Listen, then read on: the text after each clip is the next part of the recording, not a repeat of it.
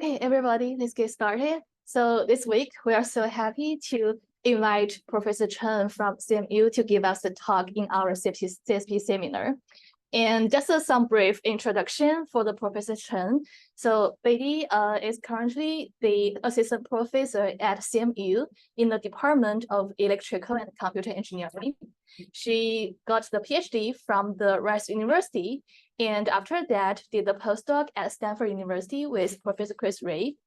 And her research has mainly been focused on the large-scale and efficient machine learning, especially how to optimize and design both the hardware and also algorithms for the large-scale machine learning to improve the efficiency for the real-world applications. So today we are very happy to have Beidi here to give us a talk about the large language modeling, which is also a pretty hot topic, and also how can we generate the efficient long sequence. So for the following time, please welcome Beidi to give us the talk for this presentation. Thank you. Thanks, Leah. First of all, I'm Beidi, and I'm super excited to give the talk, and then it will be more of a kind of like a tutorial-like talk on how do we develop a efficient kind of system to support long sequence generation for large language models. So if you have any like unclear questions, and also it will be like divided into like two parts, I'm gonna cover different bottlenecks, and then it will be like kind of like a tutorial. So feel free to ask any questions you're confused. So hopefully you can learn a lot after that, and then I can also learn from you about the questions and all the discussions. So let's get started, I guess.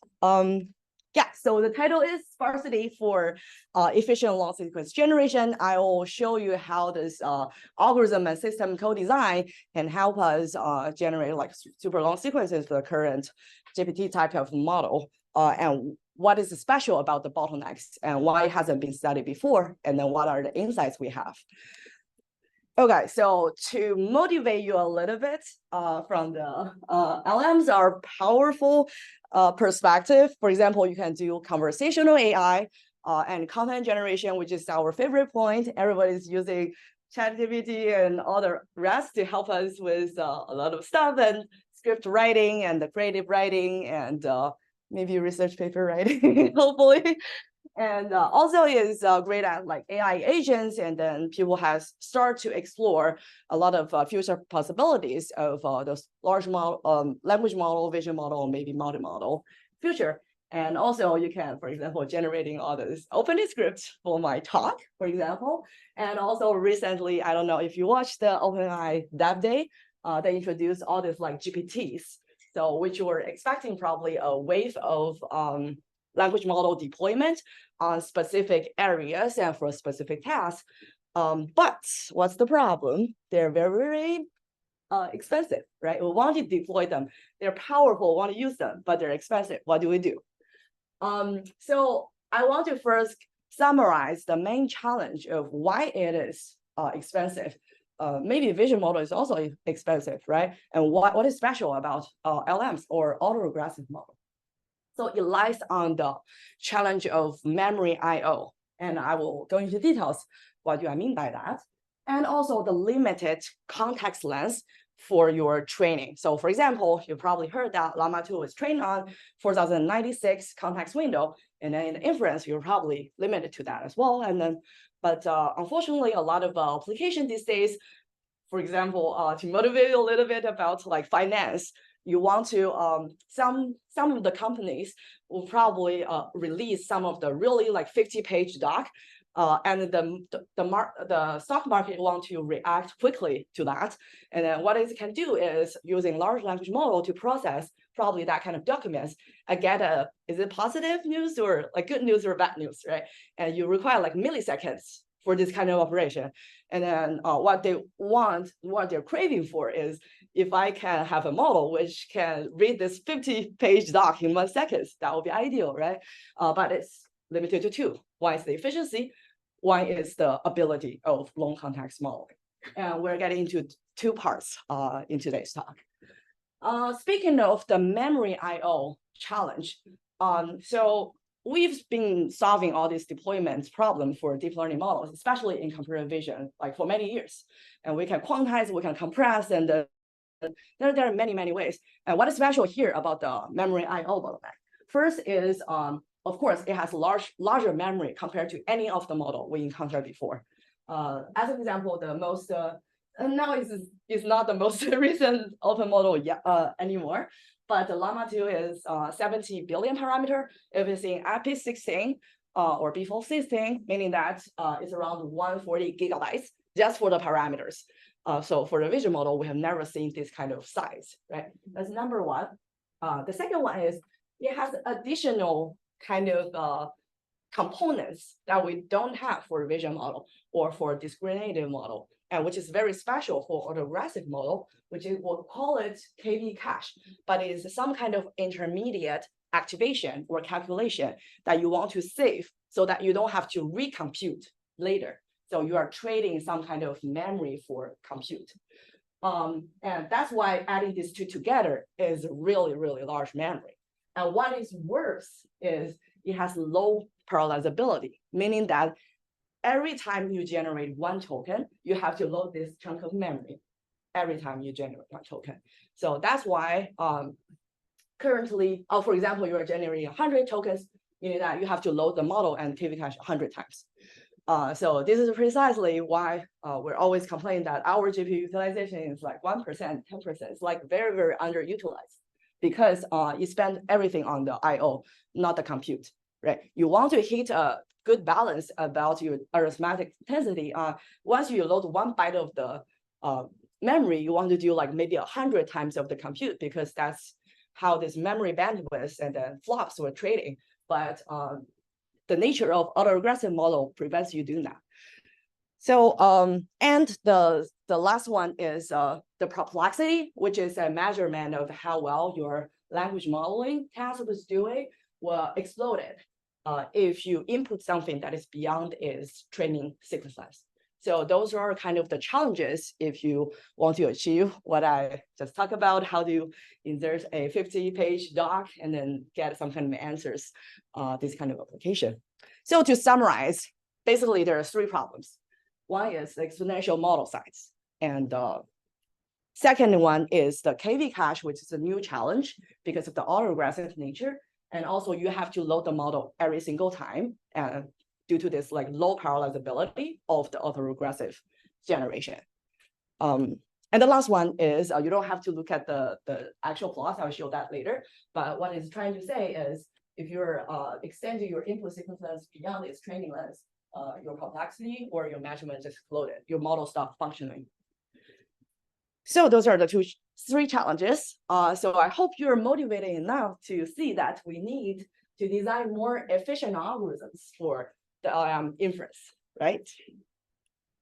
So there will be two parts of the talk. So the first part of the talk will focus on one of the bottlenecks I talked about, the KV cache. If you remember, the intermediate computation we have to do for the autoregressive modeling. And the second part will be more focusing on the weight, the actual parameters, this kind of I/O. And also beyond H2O and data, which is focused on these two kind of bottlenecks, we're gonna introduce like two kind of a new work, which how do we utilize this efficiency to unlock new abilities? For example, how can you do like infinite streaming? The problem that we described before on at the generation stage, you can go beyond your training sequence length. So these two together to enable infinite streaming or infinite sequence model. All right, so before going to the details, let's warm up a little bit about the transformer architectures. So usually the way that I present the transformers is different than like those kind of tiny plots or diagram from the Vishwani 2016, the attention is all you need. I usually just view them as the matrix multiplication and what kind of matrix multiplication we need for each of the modules and what are the bottlenecks of each one. So here we're focused on two parts. First one is the attention. Basically, there are like two matrix multiplications. One is the QK, which is two square matrix, not square, matrices, and then times B, and the other one is what you have in the linear layer. There are like two chunks of large linear matrix location, W1, W2, and those are the bottlenecks in the generation. So the parameters they have is, in attention, they have WQKVO, and then in the MLP, they usually have W1, W2, and then the ratio is usually 2 versus 1. So half of the 1/3 of the parameters are in attention, and 2/3 of the parameters are in MLP. So that's usually the ratio. Okay, and then let's get into the first part of the talk. How do we overcome this KV cache problem, and how do we utilize our insight to enable the infinite streaming study? So at the end of this talk, or the first half of the talk, I will show you how we can exploit this kind of heavy hitter sparsity to realize like 30x or 3x throughput compared to DeepSpeed and Hugging Face and FlexGen, all this like inference engine. And it's kind of algorithm, so you can deploy basically everywhere. And the streaming LLMs to show you how do you model like 4 million tokens, which is like 20 more times faster than a kind of a naive recomputation. And the trick is attention sink. And I will show you very soon what do I mean by heavy hitter and what do I mean by attention sink.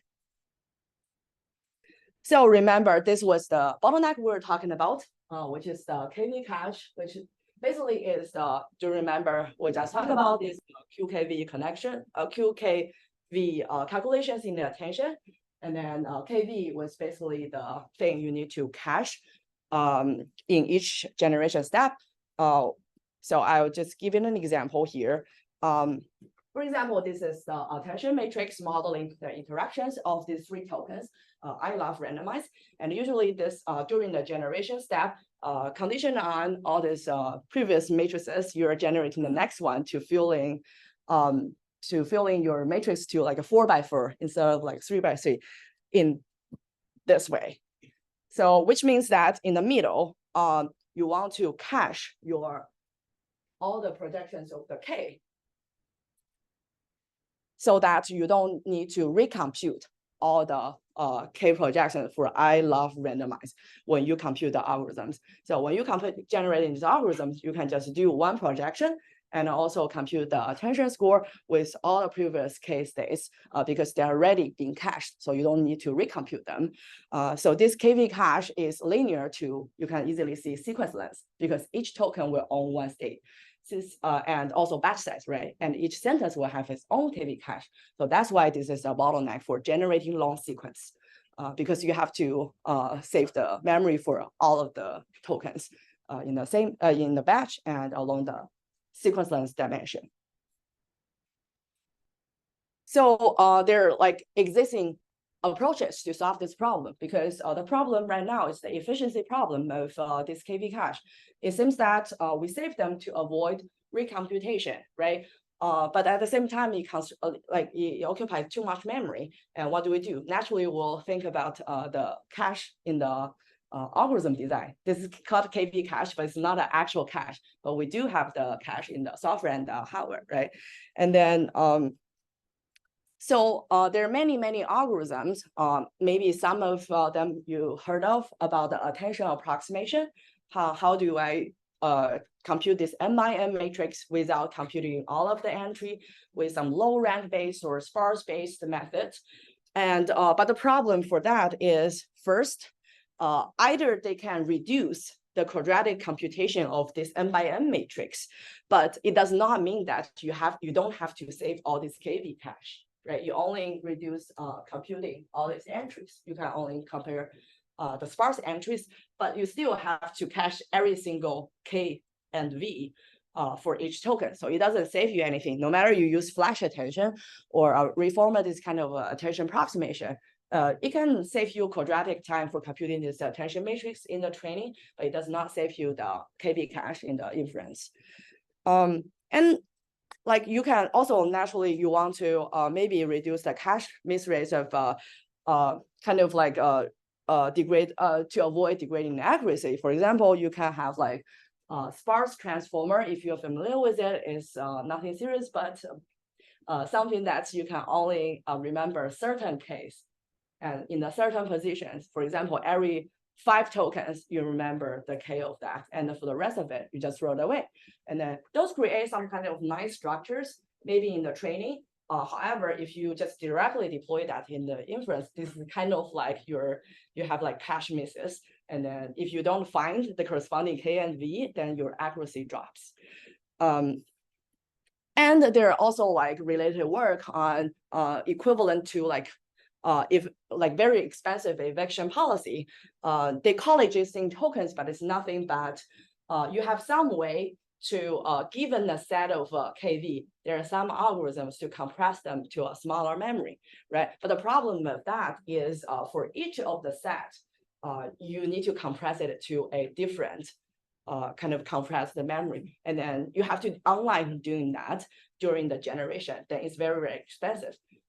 So that's like kind of the 3 problems we encounter with the current approaches.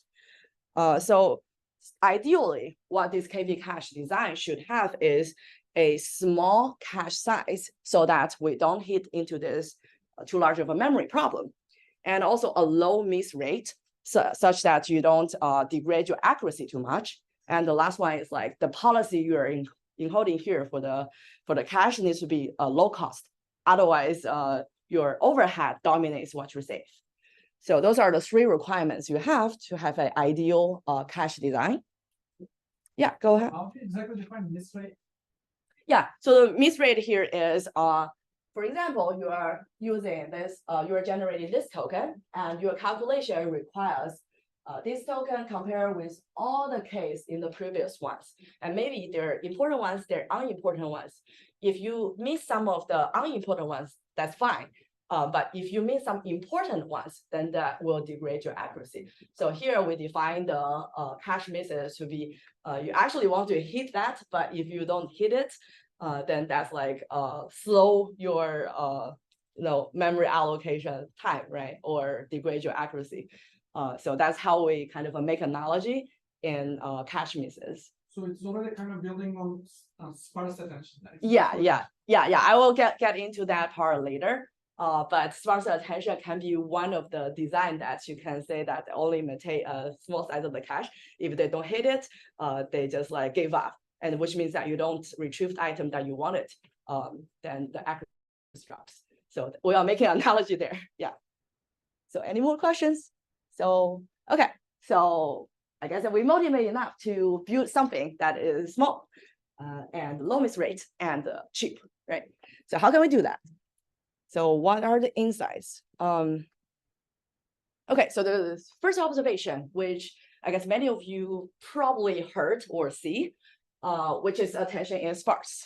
Sparse in the sense of for generating the next token, you do not need to see all the previous tokens to do that.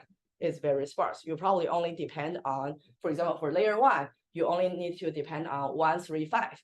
And then for layer 2, maybe you only need to depend on 4, 6, 8, right? So it's the attention is sparse. Basically, what I'm trying to say is here. So although it's densely trained, they will converge to a state that the attention is very sparse. And by like empirical observing how sparse it is almost over 95% of them in most of the layers, which means that if you can just evict all of them, then you evict 95% of the KVs, then potentially we'll have like a 20x speed up or 20x smaller cache you need to maintain, right? Which can also maintain the same accuracy. So what you can get from this slide is basically saying that attention sparsity widely exists in all the pre-trained model, although they are densely trained. If people are interested, I can get into a lot of reasoning on why you will converge to a sparse solution and then why it's sparse. But what you can remember here is empirically we can see it and it's sparse. Okay, and but the problem is if it's sparse, that's for each of the token. But for example, if you evict 90% of your cache, and then you decide that 1, 2, 3, 4 are not useful for my 10th token generation, But what about 11s, right? In the future generation, you might need another 5%. Once you evict them, you lose all of them, then what do, right? So the challenge is once evicted, the future tokens can no longer attend to it. So how do we design an eviction policy which we can predict the future? The key observation here is very simple. So there are a small set of tokens are very, very important along the generation, meaning that they're following some kind of power law on the number of times HKVs are needed for the future. If the 10th token, 9th token, 8th token don't need this second one, highly likely that the 11th, 12th, and the future ones also don't need this too. So you can somehow rank the importance of each of the KVs or each of the tokens based on the number of times they're needed along the generation, right? In conclusion, we find a kind of a very simple score, which is accumulated attention score, which you can use as a score to rank the importance of all the KVs. So basically prioritize who to evict and who to maintain each iteration. So this is an example. Still, I love randomized algorithm, this attention matrix. And then remember this attention matrix, you usually have row sum to 1, right? And but you can sum the column. So what does it mean? The column means that how many times the future tokens are tending to this token if you sum the score of the column. And we can double check that you have already ranked them. And are these tokens really important ones? How do we test it? We can just mask those tokens. Maybe it's only one of them, or maybe there are only 1% of them. Theoretically, you should not hurt your accuracy or generation too much if it's not an important token, right? So we just try to mask those like heavy hitter tokens, which has like really large accumulated attention score.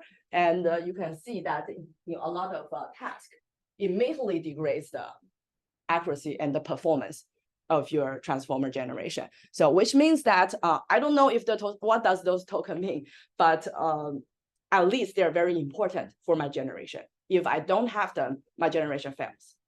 So that's why we can design, for example, algorithms to maintain those. Okay, so seems like we have an algorithm. Yeah, go ahead.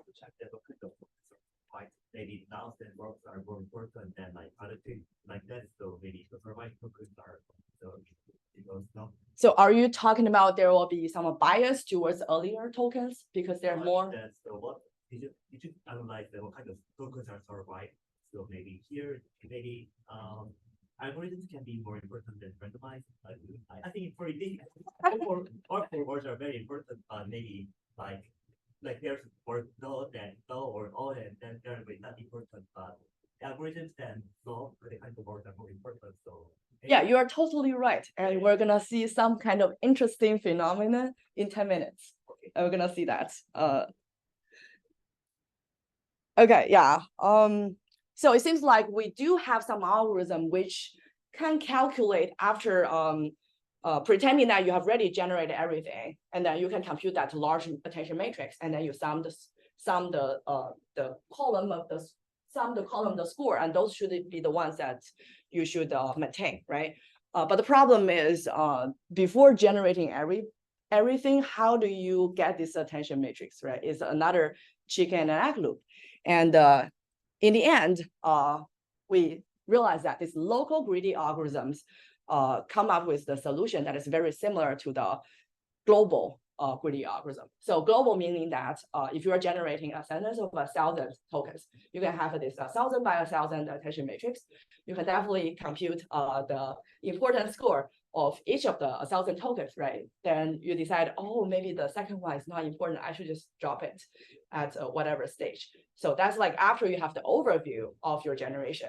And what I'm saying here is, but empirically, and we'll also somehow connected to some modular problem, but the takeaway is greedy local algorithm kind of approximates the kind of the global greedy algorithm, which means that during the generation, let's say when you're generating the 10th one, you can look at the previous 9th to see the local statistics, and then decide if I have to keep a cache size of 6, then I still can rank them, and then evict the comparatively less important two. Maybe it's not as optimal as the global one, but the problem is you cannot see the global one. So that's the best effort you can do. And surprisingly, it actually works really well in practice, like very, very similar to the global algorithm when we compare the solution. So basically what you can do is you sum up the attention score of the previous token at each decoding step. And then we also employ this heavy hitter kind of policy with any kind of existing sparse algorithm. Remember what we said about one of the problem for this kind of algorithm is they have like a very static structures, and they decided to evict maybe all the previous tokens, but not the recent ones, or they decide to evict every like 8 tokens. So they're like by design some sparse algorithms. And then this heavy hitter is just like work really well with any of this kind of sparse based algorithms. And the one that we choose in the final design was the recent. So basically you get the heavy hitters and also the most recent ones. You just keep these two kind of buffer to only cache these 2 parts, and the rest of it you just evict it. So this is basically the final design of the workflow. If you see the decoding step 4, is basically calculating across the column score who is lowest, and then throw it away. And then in the decoding step 5, they can no longer see the one that you have already evicted. So very, very simple, easy to implement anywhere. It's already being in like DeepSpeed and the Hugging Face and everywhere. So it's, yeah, go ahead. So would it be fair to say that the existing sparse attention are static? Yeah. But this will be dynamic. Dynamic. You will get it to generate. Yes, yes. So each generation step, your score might be different, right? And then you can dynamically deciding upon this generation step, what was the token that I have to evict if you have a constrained cache size. So it's a dynamic algorithm, but super simple and low cost. Yeah, go ahead. Is there any connection between the algorithm that you just described and the actual hardware cache management policy? Yeah, so it's actually a very interesting question, right? So this heavy hitter is probably some kind of a most used or most hit kind of a cache policy, right? And the reason is kind of like, is it first in, first out? Yeah, I think there's an analogy here on different cache policies. And when we're doing this work, the motivation was first, we identified this bottleneck and we provide a simple enough algorithm to kind of approach it. And then people later can probably design very fancy, for example, RL algorithm to decide how do I evict this based on different tasks or maybe some history, or if they have a lot of users, I would imagine that for some kind of the data sets or the queries is highly repetitive, you probably can learn some patterns based on your previous history. Yeah, I think there will be many like learning based or the ones that can be optimized. But here the point is identify the bottleneck and provide a simple enough algorithm to approach it. And okay, then who asked the question about how, like what exactly the pattern we're seeing here? So what are the heavy hitters? We're getting into that after this slide. So basically here is just to show that since this algorithm is very, very simple and it's kind of like a, I would say it's a token pruning type of techniques. And then naturally you will wonder, how does it work with quantization? I can still make it sparse, and at the same time, for the rest of it, can I quantize them? And in the end, we see that it's actually very, very compatible with the quantization. You can still quantize the rest of it into 4 bits or so. It does, these two arrows does not get exacerbated, so which is nice. We don't know yet the theoretical aspect of it, but somehow in the recent work I did in the large language models and compression, all the rest, the sparse and the quantization can work together and the error does not get amplified. Yeah, so that was one of the takeaway. The second is, so except for this 2x faster, 30x of the throughput usual thing, there's one thing we also noticed that it's actually becoming more creative after you kind of evict some of the tokens. I'm giving you an example here. Okay, yeah, this next slide does not solve your problem. I was lying. So this next slide was saying that this is my model input. If you just get the full cache, you can see that the generation of lava 7 being kind of like, it still makes sense, but it says a lot of things like began to, began to. It's like kind of repeating and keep using the same word itself. You probably see this problem. I personally use ChatGPT a lot for a lot of writing. They seem to reuse a lot of the saying the same sentence. They can say it in like one sentence, but they keep repeating that for 5 sentences, right? Very redundant. And then if you use any like local, which is the first in, first out kind of policy or sparse policy, you will generate nonsense, which is not surprising. You're hurting this kind of a performance. And if you're doing that with the H2O, this kind of a heavy here, I think it's doing some regularization on your generation, such that the content you're generating sounds like non-repetitive or not that repetitive. Of course, we didn't do like the quantitative analysis on that, but this is just like one interesting observation I want to share.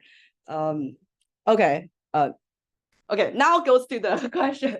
What are these heavy hitters? You might be wondering. It seems like this heavy hitter is something that is magical. We can just maintain them, and then I can somehow get the same accuracy or relatively similar accuracy as maintaining the full cache. But why they're so magical, what they are. This goes to the second work, which is the streaming LLM. And in this work, there are 2 components. One is also the efficiency components, and the second component is we are going to talk about a little bit about the positional encoding, because this is critical for us to unlock infinite context length. So let's go into the efficiency part, or let's go into something that is next to this, like heavy hitters. So we just talked about this attention score might be critical for identifying the tokens that are important for the next token generation. So you should just keep it in the KV cap, right? But if you visualize the attention matrices from different layers, I believe this is layer 0, 1, 2, and 9, 16, and different heads. What can you observe here? The red color represents high attention score, and the blue area represents low. So you would observe that there are weirdly several tokens that are very, very high attention score at the beginning of the sentence, or the beginning of the token, like token 0, 1, 2, right? That area, you can see that, right? And also like the recent ones. So the observation is there's a larger attention score given to the initial tokens.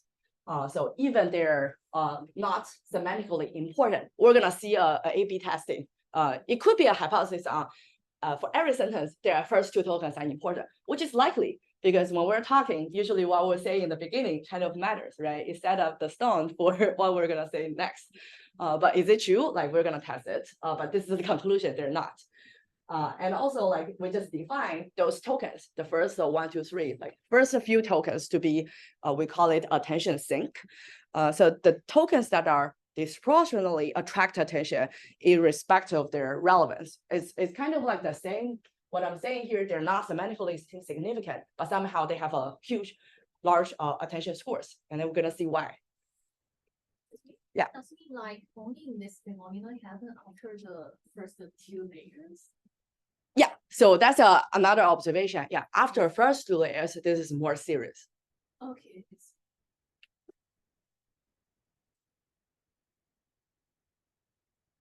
Okay, so we want to understand it, which means that in our heavy hitter design, although we're definitely not only maintaining 2 tokens, right? But at least the most important 2 tokens seems to be always the first 1 or 2 tokens. And there must be something behind it, right? Either semantically important or there's some mathematical importance for its calculation. So what happens? So there's one hypothesis that was raised by before we are doing this work. I don't know if you know about this blog about attention is off by 1, saying that you should not use the softmax function because when you have for example, no attention to any of the tokens, the best you can do is 1/n, which is like a uniform, and then it never allows you to be 0. So you should add an extra empty token to your attention or to your softmax, such that you can allow this hat to be not useful at all, and then the attention score actually goes to 0. So what I'm trying to say is there's coincidentally another blog or another work saying that your attention is off by 1, and you should have an empty token in your attention training design. And then we think our attention sink phenomenon is highly relevant to that hypothesis. So we're going to test that later. This is one hypothesis.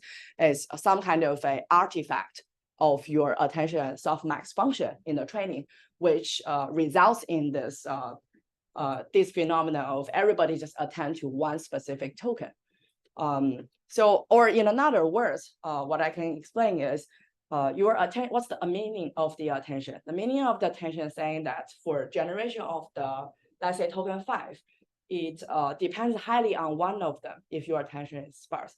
But if it doesn't, in this attention hat, if it doesn't depend on 1, 2, 3, 4 at all, then the best you can do is not attend to anyone. But softmax will make this score not very good. So in the end, in the training process, if you want to lower your entropy, you will try to attend to somebody that is maybe not meaningful, but to make the calculation go through. So you will need to make it sparse and low entropy. Then you attend to some kind of junk tokens. And then why do you choose like the initial tokens? So there are many, many tokens, right? In each hat, you can choose your second, your third to be a junk token. Everybody should attend to it. When you don't have anyone to attend to, just attend to the second token. You can do that. But the problem in autoregressive is the generation of 3 depends on 2. 4 depends on 1, 2, 3. So the first token is special because it is the basis of everything else. So that's why we hypothesize that is probably why there's some kind of junk token, but you're always the first one because of the autoregressive nature. Also, so we do this ablation study to see, you're still wondering, maybe it's still the first token semantically important, right?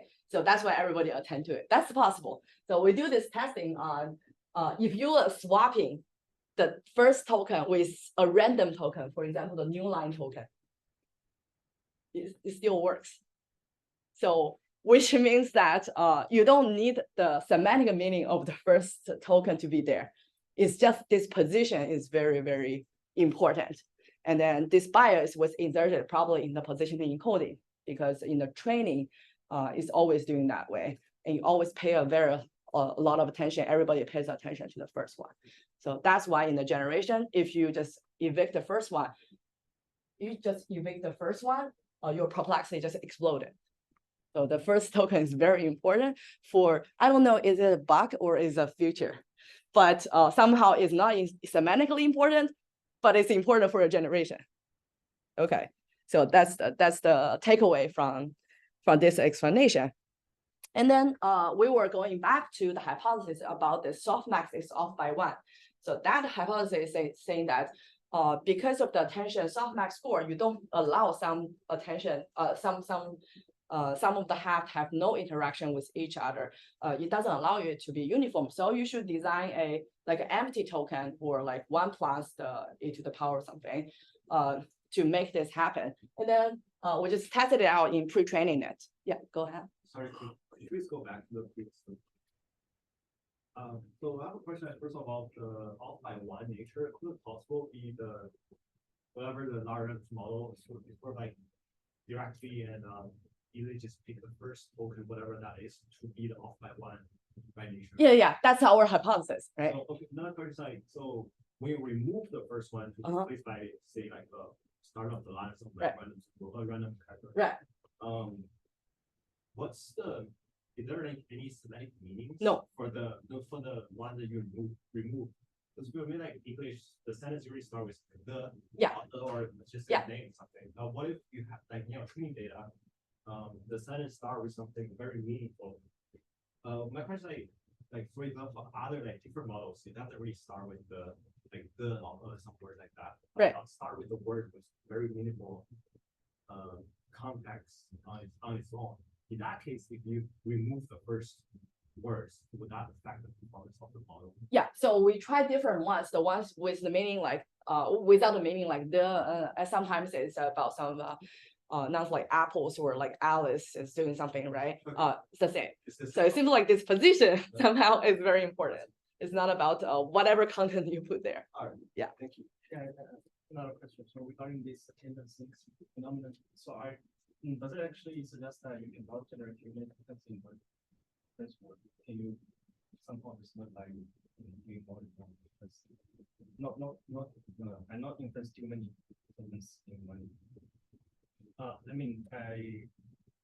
So this phenomenon actually is it's just a position, right? It's the position is important. Then can you like reset the whole table cache and do another? Can you reset the whole? Can you elaborate the problem? Maybe I'm not fully understand what the synchronous processes, but by doing overreal generation, Right. If you are generating multiple tokens, then the QB cache will work, right? Yes. But can you? So when you generate the fifth one, you already saved the 1 to 4. That's right. And then when you generate the sixth one, you already have the 1 to 5, right? Yeah. Yeah. So what was the question? Can you instead of turning in the sixth one, can you just treat the sixth one as the first one, then doing it again? Oh, that's a very good question. So that was the baseline that we're gonna run. Okay. So you're gonna see this in a more visualized form. So you can, yeah, I'll get into that.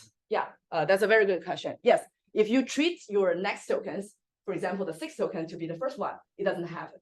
So your perplexity can maintain as full. So there's something magical here. Yes. People are very smart, predicting what slides I will present later. So for this, this is just to examine does this like attention is off by 1, providing any insights to our problem, this attention sync.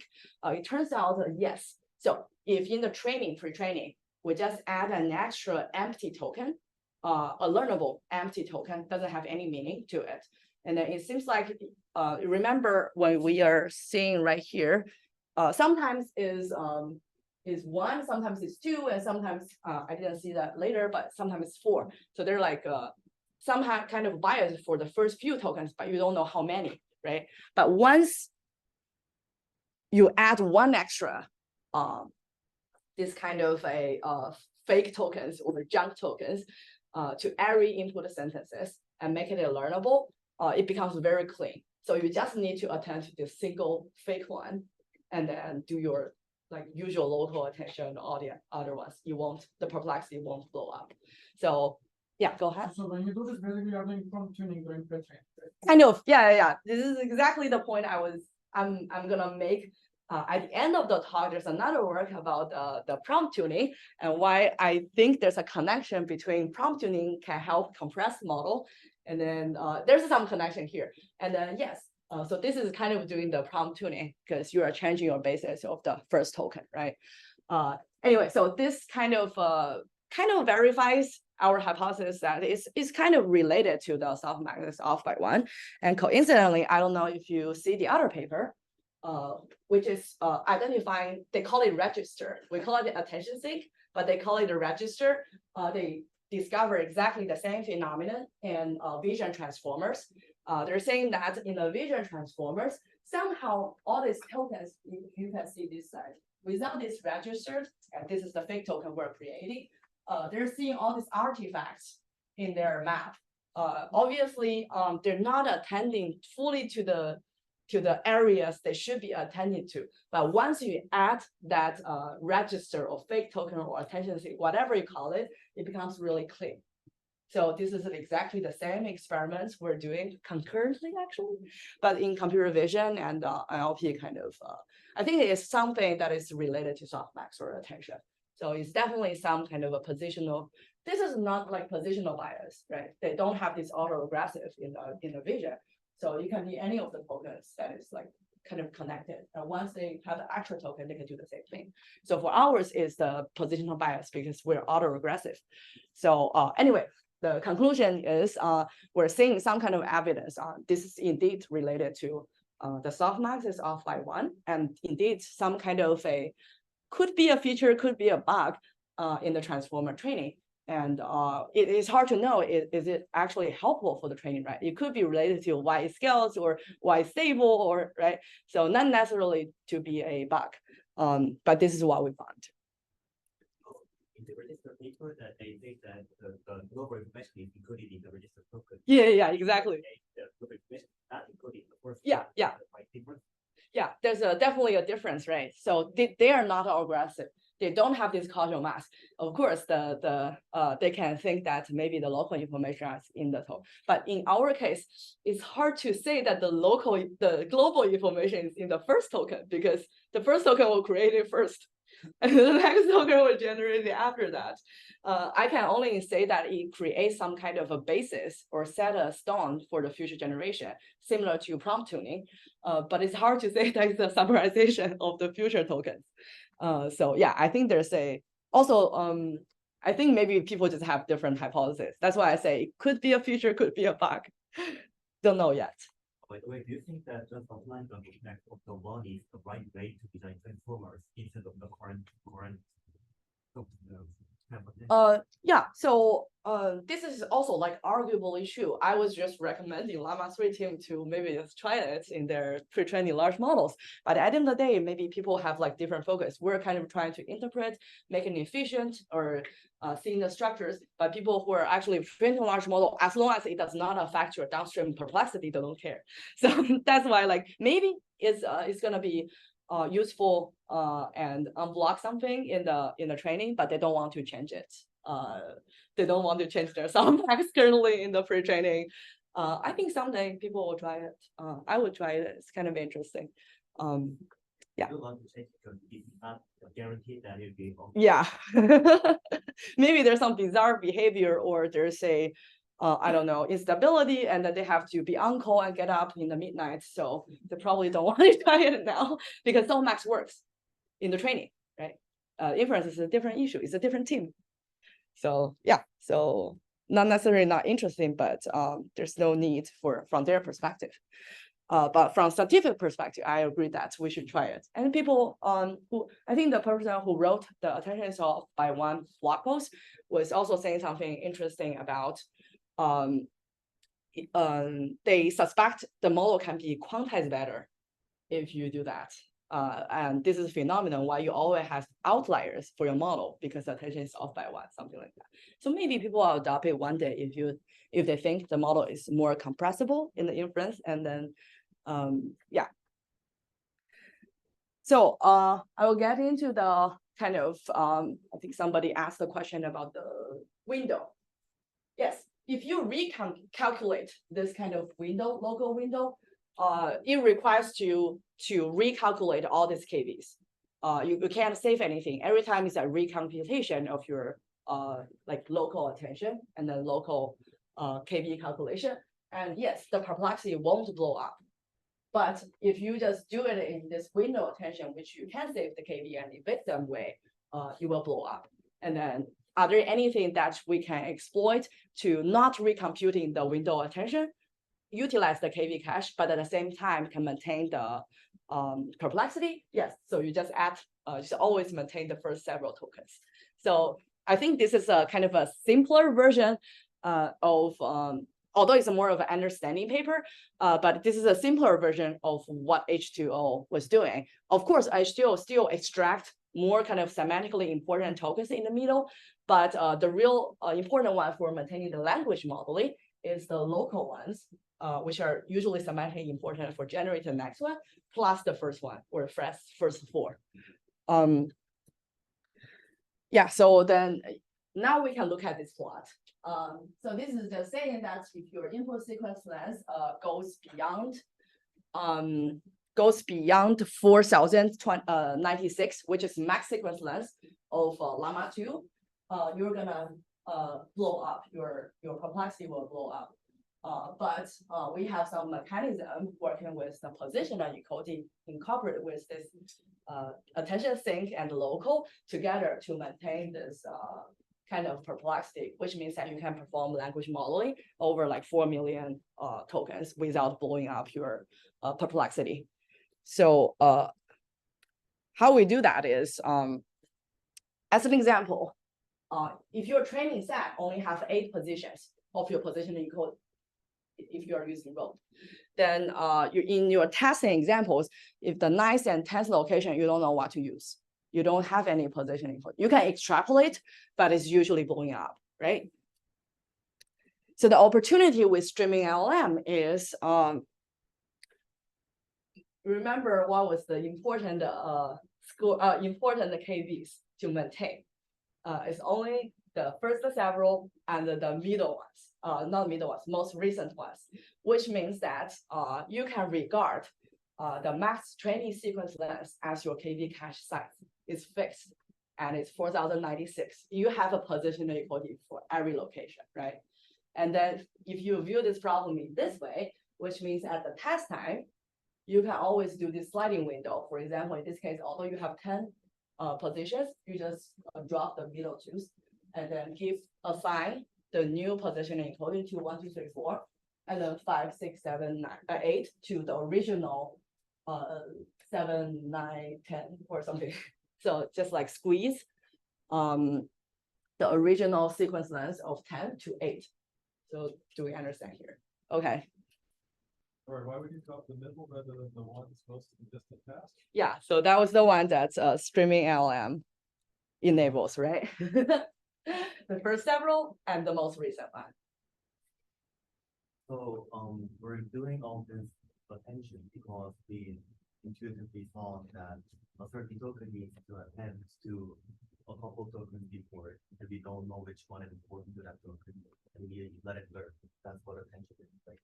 And now in streaming LLM, you have observed that the first ones are important, and the ones that are close to it are important, and you can remove the other ones.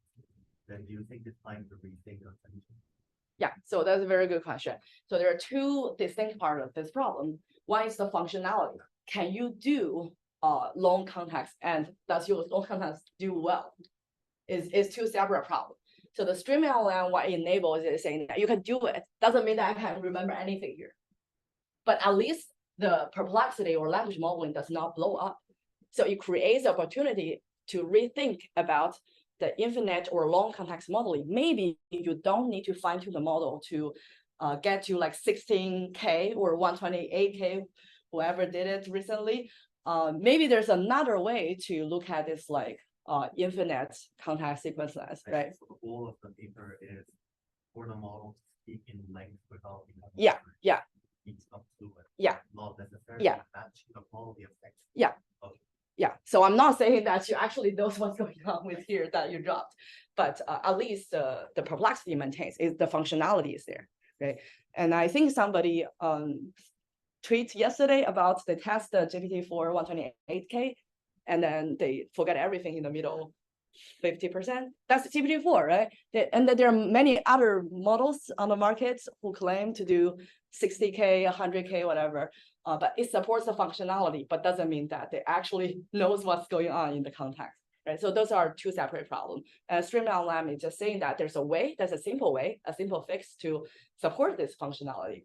But we'll get into later, maybe we can also do it remembering what's going on in the middle ones. Okay, so basically just saying the results that you can stream up to like 4 million tokens. Again, this is a functionality. You can do it without blowing up your complexity. No guarantee on the middle information was lost or not.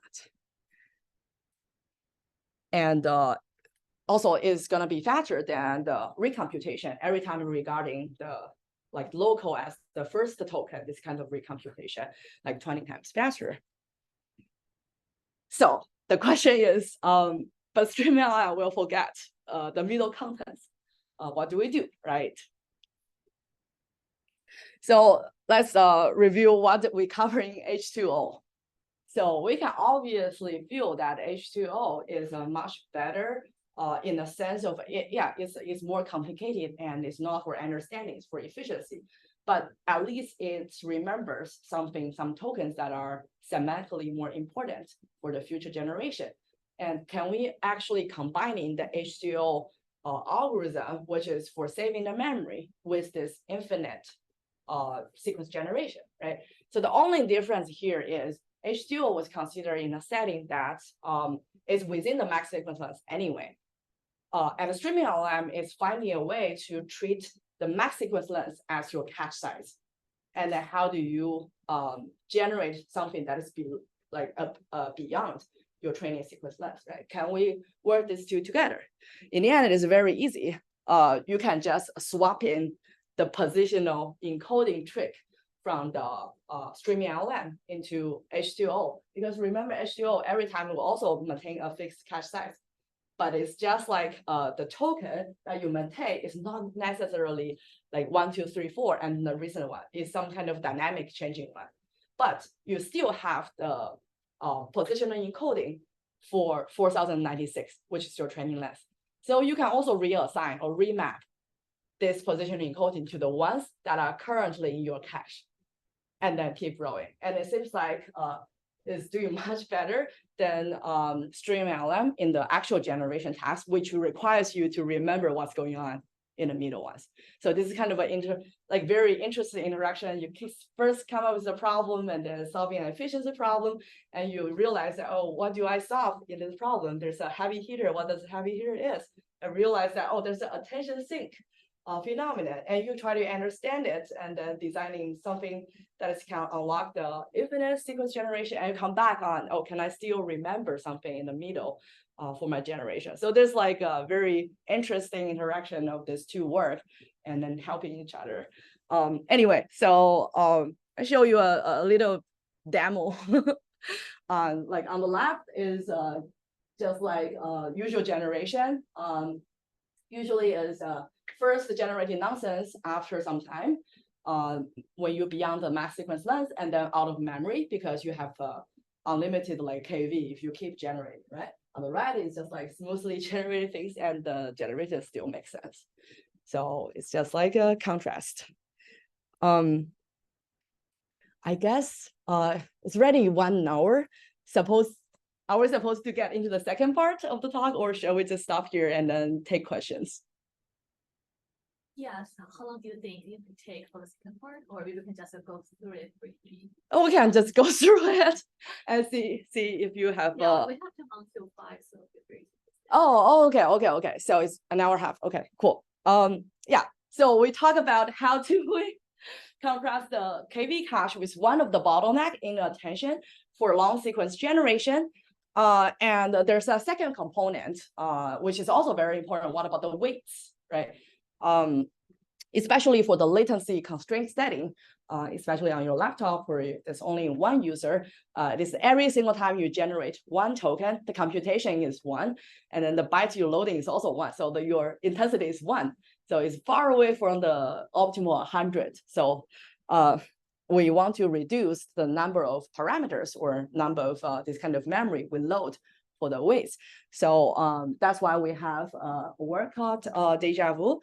It was earlier work than H2O. We were trying to target this large weight memory IO problems. So basically, we can utilize a kind of a sparsity called contextual sparsity to realize a 2x lower latency than the faster transformer, which used to be the state of art of NVIDIA implementation. And easily is also surpassing the Hugging Face implementation. We know usually is not that optimal on the 8800. And also there's another interesting work. It won't be too long, but so we just recently have another new work. The prompt tuning people used to do instruction tuning and all the rest is actually helping to recover the performance of all the compressed model. So if you quantize your model, and if you you'll sparsify your model, and you'll be approximate way, right? Including H2O, including deja vu. Those are approximation to the original model. It seems like prompt tuning, those special tokens are going to be very helpful for recovering the performance of a compressed model. So it's just kind of like a new way of using prompt tuning. So yeah, those two, I will briefly go through it. So here, instead of focusing on the KV, this kind of activation in the attention, here the bottlenecks is all the weight parameters you are loading. And as I said, 1/3 is in your attention, which is the QKV projection matrices and output. And your MLP is just W1, W2, 2 linear projections. So those are the things we're trying to save. So of course, like the idea of the dispersity and the pruning is not new. It has a very long history in machine learning, signal processing, neuroscience, and everywhere, right? But it's very, very hard to speed up the sparse LLMs in like walk clock time while still maintaining the accuracy. So there are like several reasons why. First is usually when you talk about pruning or sparsity, you require kind of fine tuning or retraining, which is kind of okay if you're training like a 10 million model, but now is at the hundreds of billions, right? That's hard. The second one is like, it's very hard to find the sparsity that won't degrade your performance or your immersion ability, right? If you degrade your immersion ability, that defeats the purpose of growing your large model and the scale of the model. Also, like unstructured sparse is not hardware efficient. Everyone knows that. So those are the three problems. So ideally, you want some kind of algorithm which can require no retraining, maintains quality, and also speed up the training in walk clock time, right? So that's ideal. So how do we realize that? There, we call it contextual sparsity, and I will go into that a little bit. So we define this contextual sparsity as a subset of weight, for example, attention heads or neurons in the MLP layers that for each individual input, you only need a subset of them to have exactly the same input and output, which means that the intuition, you train this large model to do inference or to unlock all this emergibility, but doesn't mean that every single sentence or every single token need all of them. But the union of them might need all the parameters. So that was the intuition. So, so the key observation here is if you apply some kind of static sparsity, you just prune the weights out, you probably can do that for like 50% of the weights, but you will start to see drastic degradation after that.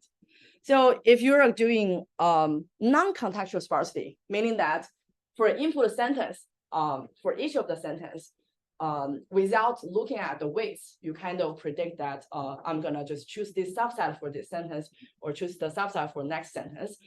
You also start to see degradation really early. However, why do I mean by like contextual? So this is the static, which is the weights are directly pruned. So the non-contextual is only depend on the input.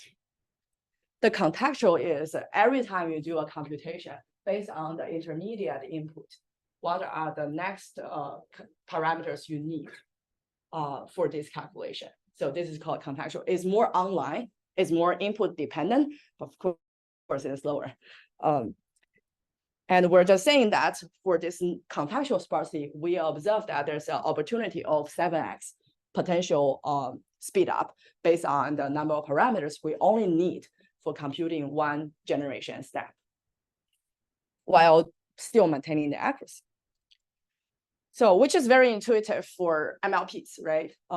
They are sparse because of the activation functions. You're using ReLU, GLU, and all these activation functions, and then they tend to only maintain the high activations and filter out the low activation. And then no matter it's empirically or maybe theoretically we can understand it at the end of the day after model got trained, the activation is sparse. And for attention, it's also true. For each of the token generation, not all the attention heads are useful for a specific token. There are only a subset of them are useful, and this is empirically observed. So this is slightly different than the attention sparsity. So it's not the softmax attention sparse we talk about in H2O. It's the number of heads they need for each of the token generation. Well, we care about the head because those are the parameters. And we want to reduce the number of parameters we load for each token generation. So when you say number of heads, again, like this is a soft notion, right? Like it's not like basically some heads are totally not activated. Like is it 0, 1 or is it kind of a grayscale? Yeah, so if you observe directly, output is norm is 0 is impossible, but it's just like relatively large and small. And if you just cap on the, for example, the top 30% or 50%, you won't affect your generation results. So that's basically a soft, I would say, a soft threshold is sparse. So it's kind of implicit mixture of experts. I'm sorry? Implicitly, it's kind of a mixture of experts. Yeah, exactly. And I can give an intuition on what are the heads that are not important and it's related to the attention is off by 1 and the streaming LLM, the attention thing here. So so for softmax or attention, L1 norm is 1, right? And then when does your attention head results have lower signal? Is the output vector L2 norm is small. When is it small? Small when your attention is uniform. If you're regarding your V's as a unit vectors, your attention is uniform, then the output from this head is small. And then if your attention is 1 hot, the attention, the output from this head is large. So that's why that if you don't attend to anyone in this head is wasteful for you. And that's also related to why for each token generation, for each of the layers, you probably don't need all the heads for interacting with the tokens or in the sequences. Anyway, that's an intuition here. Yeah, so just showing examples for each of the heads, you're gonna see that some of the heads are more important for some of the tokens, and some of the heads are not that important. So this is just like a visualization.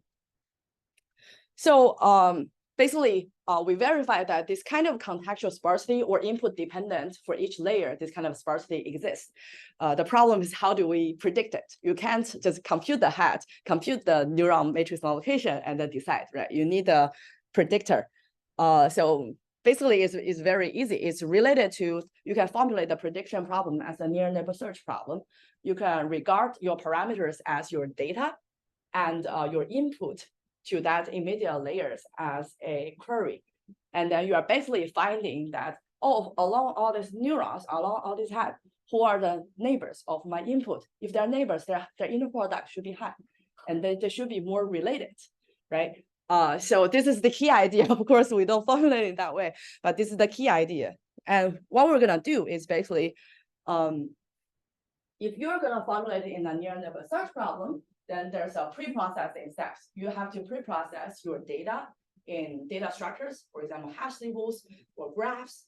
And then at the query time, you're gonna go through the exactly same computation and then query out what are similar items. So here is just an example for attention heads and different number of neurons. Neuron 1 and 5 seem to be very similar, so they will hash into the same buckets. And then when that input comes in, this input is also very similar to this 1 and 5. So you will query out this 1 and 5 and only do the sparse computation of I only activate the neuron 1 and 5 and do the calculation. And you are going to do the same thing for the attention head. So that was the intuition. And of course, you can't build hash tables. I used to do that for, I wrote a whole kind of C++ library and to support all this hash table for the training, but it's a lot of hazard and complication working with GPUs. So in this work, we're going to design more of a lightweight prediction to see like which are the parameters that I need to activate for this layer's computation before I compute it.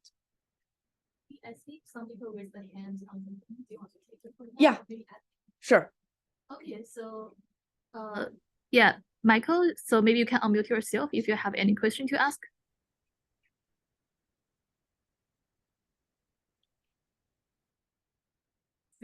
Michael is AFK.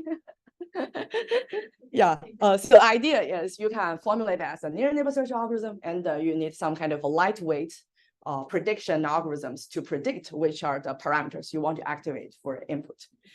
And then finally, to get rid of this like CPU, GPU overhead and the hash table, all this implementation for near neighbor search, we just train a predictor. So it's very similar to LoRa. It's kind of like you're using a very lightweight predictor to predict which neurons or which head do I need based on this certain input.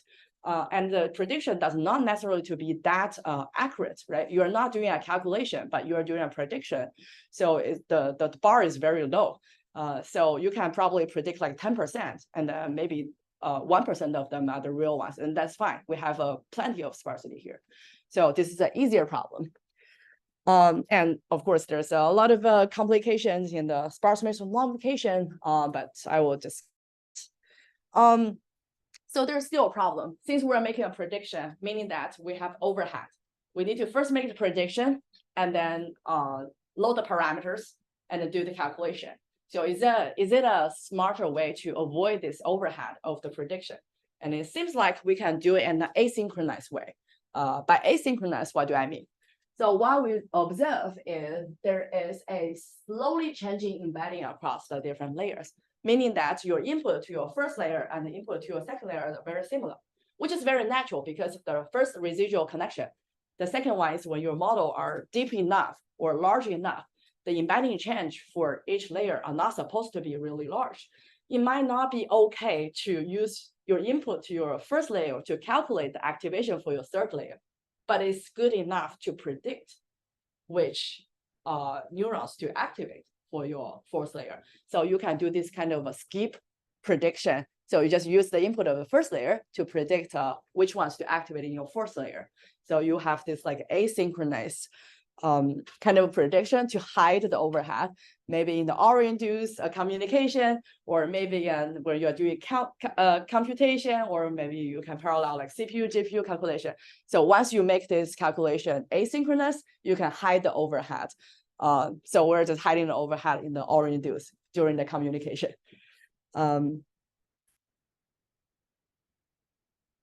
Yeah, so I guess that's kind of all the ideas, and then the result is also it can be combined with quantization. It works the best and batch size equals to 1 with ReLU activation, but doesn't mean that it doesn't work with other activation functions. It's just like lower sparsity. And also it works for a larger batch size, which is also an interesting phenomenon. So you might think that there's a 1% of the activation, 1% of the parameters I need to activate for one token. Maybe the second token, if I want to activate them together, it will be 2%. But actually, in reality, it's not linearly scaled, meaning that some of the parameters are always activated by by most of the inputs, and some of the parameters only activated maybe even once. So there's a fully power law for this. So even you're activating, for example, 64 batch size is not saying that your 1% sparsity becomes like 64%. It's still like maybe 20, 30%. So which you still have a reasonable speed up. Yeah, so this is the prompt tuning thing that I'm gonna talk about next. So can we compress more without losing the accuracy? So this is the prompt. We actually tried this hard prompt in the compressed model. At that point it was OPT, but in the paper we showed the Llama 7B. If you just directly sparsify the Llama model, you will output some irrelevant answers to your prompt. But if you add some kind of prompt like, please carefully examine the weight matrix within the model, as it may contain errors, it's crucial to verify its accuracy. Just saying that you're dealing with a compressed model. Somehow it starts to output something that is meaningful.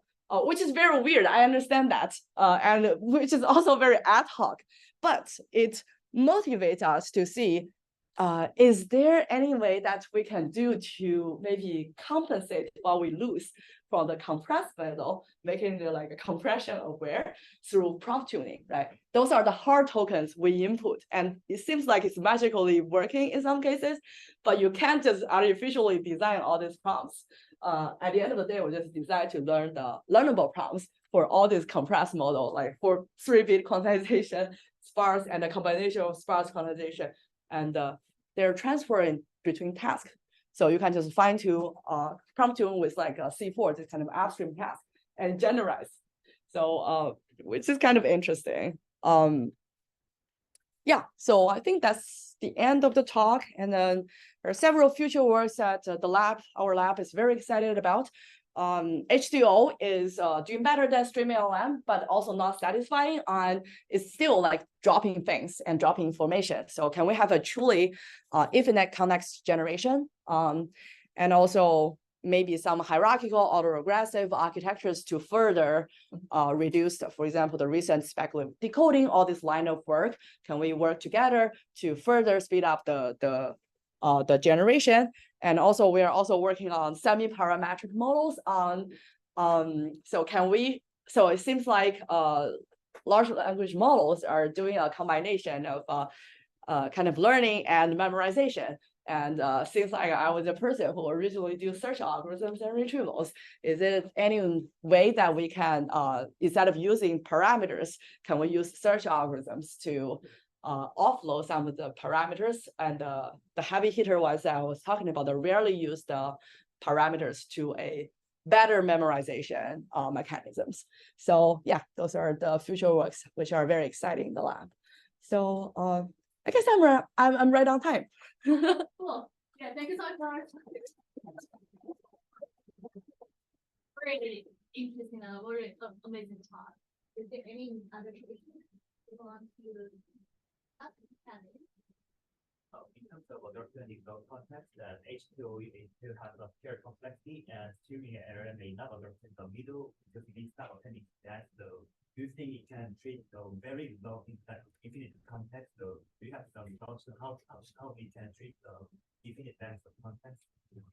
Yeah, so there are two stages of the problem we're currently investigating. So the first stage is if your generation length plus the context length is exceeding the max sequence length, what do you do? And the second one is, what if your context length is already surpassing the max sequence length? What do you do? I think this is actually two separate problems. And then my intuition, what we're kind of working towards is, for the ones that you're out of the max sequence length for a context, you definitely need to compress in a way that it still falls into the fixed ones. And then there's like gisting tokens, the one that I talked about before, that's like a prompt-based. They can just compress some of the prompts into one, but it's not transferable. But maybe there's also a principal way can you transfer it, right? So that's how you compress the context. And for the generation, it's also like for H2O, it's very simple, like eviction policy, but you still evict. So maybe there's other ways combining with the system or retrieval that you still don't evict tokens, but you only load the ones that you need at the time that you need it. So you still maintain all of them, but in the calculation, you only use the one that you need. So those are two kind of the directions we're thinking along and working on. Yeah. Yeah, I mean, anyway, it was a very nice talk. Yeah, I don't further. So one question I have is like, this is more general, I guess. Like, do you think like there will be some non-transformer architecture within 2 years, or like it's no transformer all the way?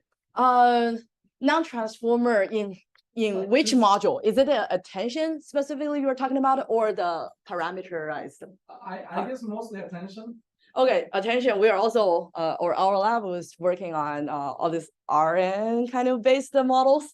So I think maybe for the near future, for the deployment wise, it's a different concern. People have already built the transformer.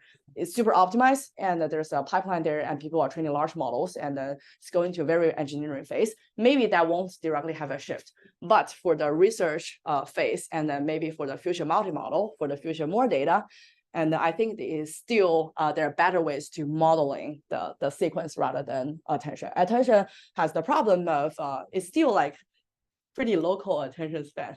And the example that I gave, right? Although it can enable the 128K, but obviously it does not remember all of them. So which means that there's either capacity or a bias problem in this architecture. So I think it's not solved. And we have better ways to model in long sequence. Yeah, I mean, I keep seeing Chris Red's papers, right? So they are working hard on it. Yeah. Yeah, Outside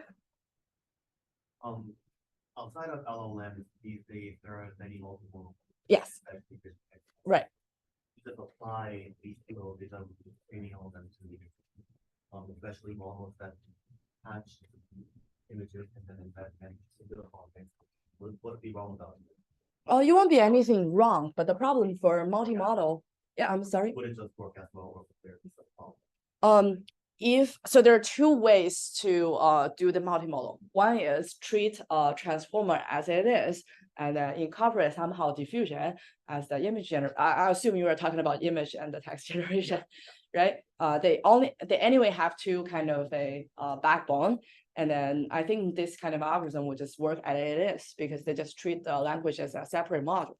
But there are also research or companies are training large models on a unified backbone. They probably want the generation and the image generation and text generation to share the same. Then it might be tricky. It's hard to say that the image token can we evict in this way or not. So I think it depends on the architecture or the future multimodal pipeline. How does it work? If it's the language is separate, then I think so. If it's unified, then it's hard to say. No problem. I have a question on the denominator then, just allow the mass on the first data tokens. I wonder if that's the only, if we see that problem only on the transformers, or if we can see that on some alternative types of potential layers like the method used FFTs or reducing the cost, or some other modified algorithms for the layers. Yeah, so currently we're seeing that on the transformers and specifically ones in the Softmax, but I suspect maybe that's not only the case, or if that is the only difference, maybe that's why transformer architecture scales. No, just kidding. So yeah, we haven't looked into other model types. Yeah. Like those phenomenals, for example, the Softmax, you already speak by one off by one. Is it very predictive only in large language models, or also having like smaller? Small. Because the pre-trained one we're trying, I think it's like 100M or 200M. So it's Okay, okay. so it's good.